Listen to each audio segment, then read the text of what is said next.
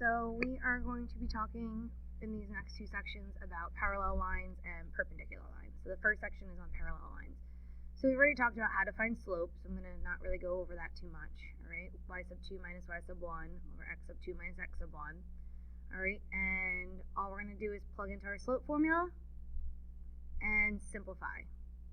Okay, and something we've already done in class quite a bit, so we're just going to move on.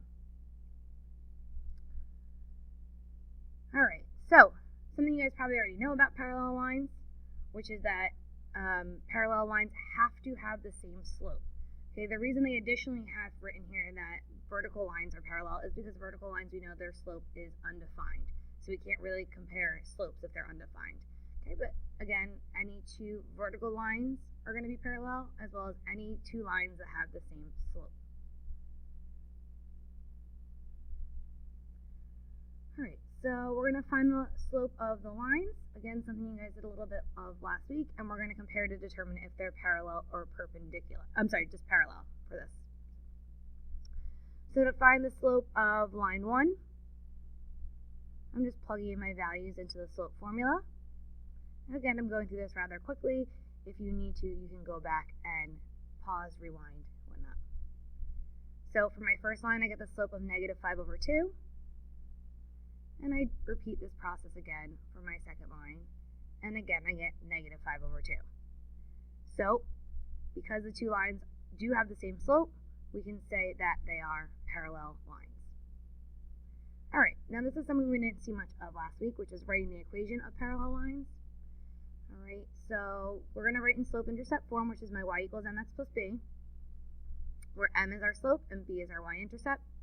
And whenever we're doing these problems, what we're going to be doing is we're going to be looking to find the slope and the y-intercept so that we can write our equation from there, which you did a little bit of last week as well.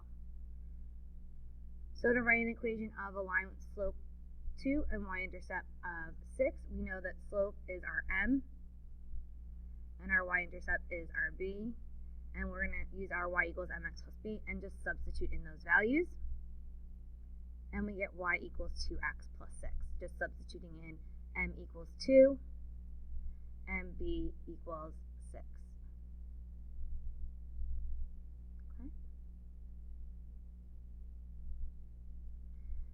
Now, I'm giving you something we did again earlier in the week. We have a point and a slope.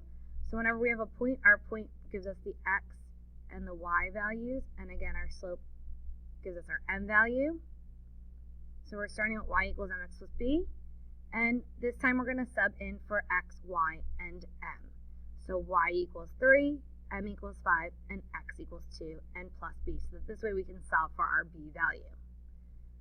When we multiply, we get 5 times 2 is 10, and when I subtract that 10 from both sides, I get b equals negative 7. So whenever we're writing the equation of a line, the only two elements we need in the end, regardless of how, if they're given to us or if we have to solve for them, are m and our b. Once I have those two values, now I can write my equation. Okay? Y equals 5x minus 7, because again, m was 5 and b was negative 7. So regardless of what information we're given, our goal is to find our m and our b so we can rewrite our equation.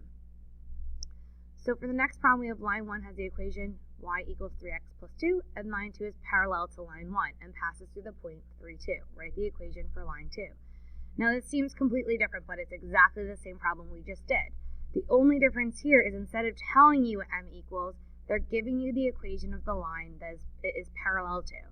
When we just said earlier in the section that parallel lines mean that they have the same slope. So if I want my line to be parallel to this line, I need to use the same slope. So my slope here is 3.